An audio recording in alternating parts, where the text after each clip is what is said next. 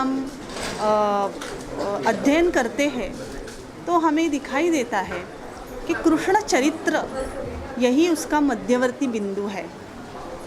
कृष्ण चरित्र तो हम कई सालों से, कई पीढ़ियों से सुनते आए हैं। कृष्ण लीलाएं जो है वो हम सुनते हैं, किंतु केवल अद्भुत कथाएं या चमत्कृति इतना ही मान के हम छोड़ देते हैं और फिर उस पर एक टीका भी होने लगती है, जैसे कि ये तो सिर्फ अद्भुत कथा ही है, इसमें से क्या लेना देना, क्या ये आधुनिक काल से सुसंगत है, क्या ये तर्कसंगत है। तो यह जो पुस्तक है वो वही प्रयास है कि भागवत पुराण में जो कृष्ण चरित्र है, कृष्ण लीलाएं है, उनका अर्थ क्या है। अभी ये अर्थ हमें अलग अलग स्तरों पर दिखाई देता है। सामाजिक अर्थ भी है, तत्वज्ञानिक अर्थ दिखाई देता है, मानसशास्त्रीय हम अर्थ देख सकते हैं। ऐसे विभिन्न अर्थ जो है वो इसकी कथनात्मक मीमांसा करके प्रस्तुत किए गए हैं। जैसे मैंने उदाहरण के तौर पर प्रस्तुत किया कि पूतना का जो वध हुआ है बालक कृष्ण के द्वारा, अभी ये जो पूरा प्रसंग है वो हम सुन के एक रोमांचक कथा ऐसे सुन के छोड़ देते हैं। अपितु ये पूतना कौन है, और भागवत जो कहता है कि पूतना को तो मोक्ष मिल गया, पूतना को सद्गति मिल गई, फिर ऐसा क्यों है, क्या भागवत कहना चाहता है। फिर पूतना के मन में भी कोई परिवर्तन हुआ था क्या।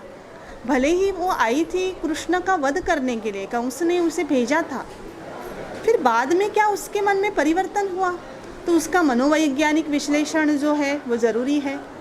तो उस मनोवैज्ञानिक विश्लेषण में ये दिखाई देता है कि पूतना जब अपना स्तन्य कृष्ण को देती है, उसके मन में परिवर्तन होता है, उसे लगता है यह अद्भुत बालक है, उसमें ममता जाग उठती है और वह एक हम कह सकते हैं माता बन जाती है। और जो कृष्ण की माता है, जो कृष्ण के स्पर्श से पवित्र हुई है, तो उसको मोक्ष नहीं मिलेगा क्या। ये तो एक इंटरप्रिटेशन हो गया, एक अर्थनिश्चिति हो गई। दूसरी अर्थनिश्चिति मैंने ऐसे की है कि पूतना एक रोग का नाम है। सुश्रुत संहिता में इसका उल्लेख, निर्देश दिखाई देता है। पूतना ये जो है वो स्तन्य से ही फैलने वाला एक रोग है, और पूतना का जो उल्लेख, निर्देश है भागवत पुराण में, वो भी बालक घातिनी, बालग्रही ऐसे किया गया है। तो दूसरा भी एक एंगल जिसे हम कह सकते हैं, दृष्टिकोण, वो भी दिखाई देता है कि बालग्रही means there was a belief on बालग्रहस।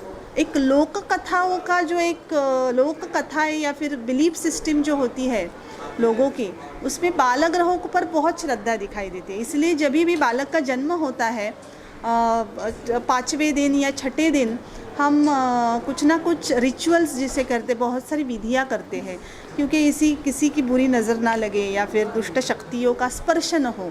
तो ऐसी भी कोई पूतना हो सकती है, इसका भी हमें एक निर्देश मिलता है। सो पूतना वध जो है वो पूतना मोक्ष ऐसे दिखाई देता है भागवत पुराण में।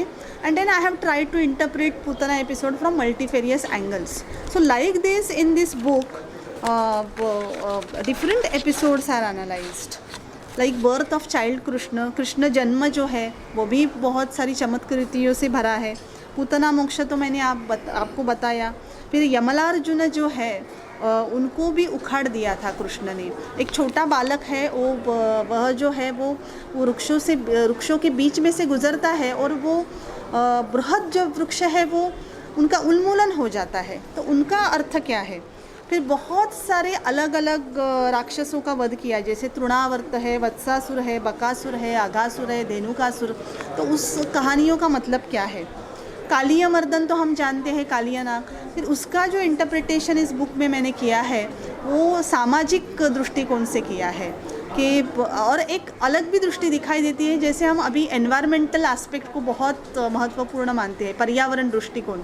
क्योंकि कालिया ने पूरा जो एक वाटर रिजर्वायर था, एक जल स्रोत जो था, वो पूरी तरह से बिगाड़ दिया था।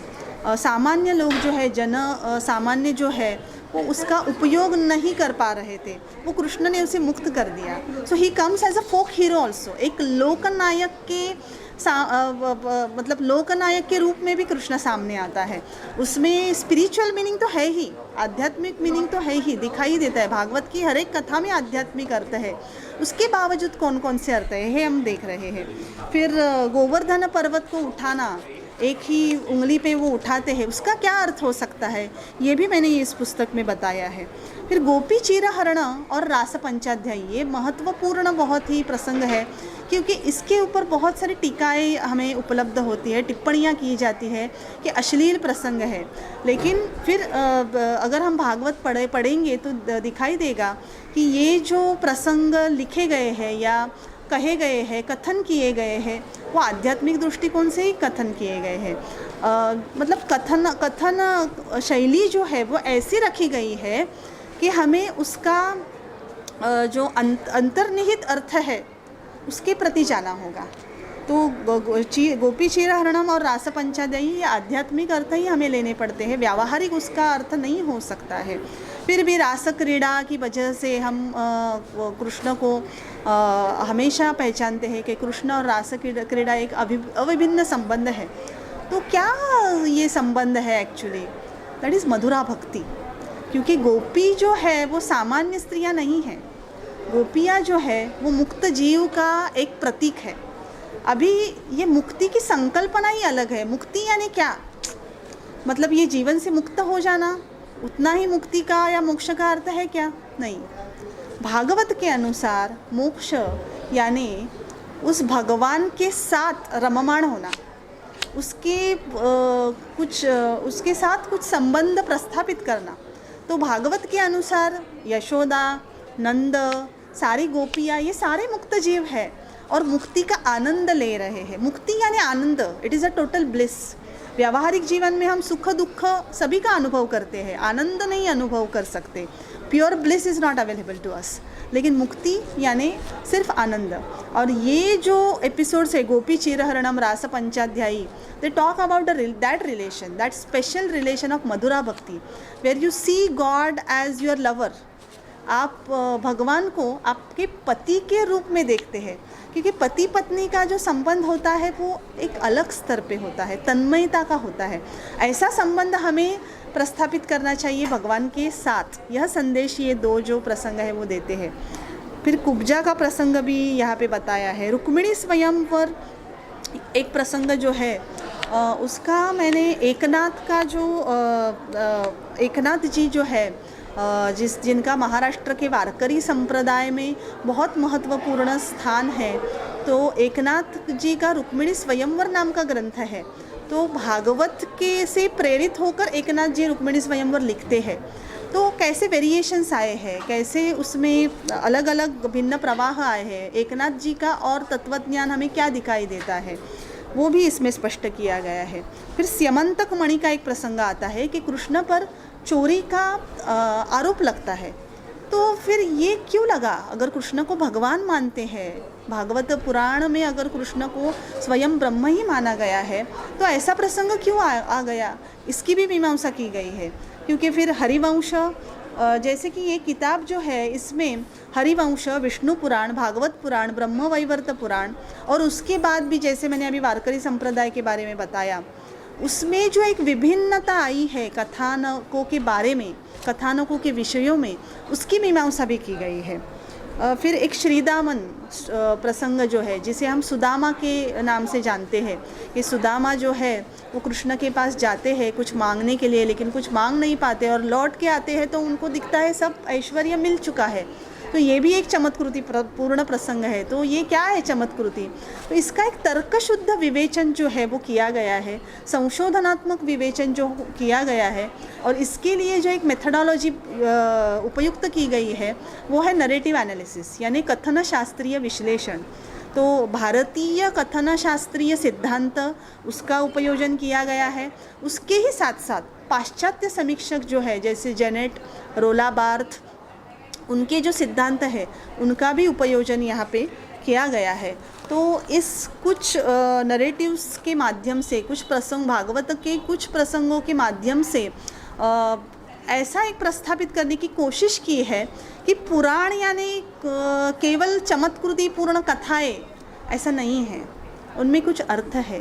तो कभी तत्वज्ञानात्मक अर्थ है, कभी सामाजिक कुछ तत्व उसमें छुपे हैं, कभी कुछ मॉरल टीचिंग जिसे हम कहते हैं, नैतिकता जो है वो सिखाते हैं, या कभी कोई हिस्टोरिकल प्रिंसिपल हम जिसे कहते हैं, कोई ऐतिहासिक संदर्भ, एक घटना घट गई थी लेकिन उसे कहने का जो एक कहने की जो पद्धति थी पुराणों की वो अलग थी।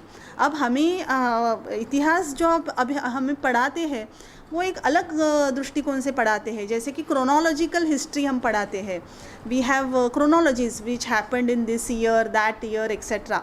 बट तभी जो शैली थी हमारे प्राचीन इतिहासकारों की जो शैली थी, जिन्होंने रामायण महाभारत लिखी या फिर पुराण व्यास जी ने ही लिखी ऐसे कहा जाता है, तो ये शैली जो थी वो कथनात्मक शैली थी। जो एक तत्व बताना है इतिहास में घटा हुआ, तो वो कैसे बताना है, कथाओं के माध्यम से बताना है। तो कथाओं को सिर्फ हम मनोरंजन का साधन नहीं कह सकते हैं, उसमें कुछ बहुत सारे गहन तत्व छुपे हुए हैं, वो हमें जानना चाहिए। इसका प्रबोधन ज़रूर ये पुस्तक कर पाएगा, ऐसी मेरी मनीषा है। तो था भागवत पुराण, फिर उसके ऊपर बहुत सारे व्याख्याएं लिखी गई है, जैसे कि अद्वैत, द्वैत, विशिष्टाद्वैत, शुद्धाद्वैत, अचिंत्य भेदाभेद, इन सभी संप्रदायों के आचार्यों ने इस पे व्याख्याएं लिखी गई है। तो इन व्याख्यानों का तो मैंने आधार लिया ही है। फिर हरिवंश, विष्णु पुराण, ब्रह्मवैवर्त पुराण और कुछ अलग अलग जो ग्रंथ है उसका भी एक स्रोत आधार उपयुक्त किया गया है।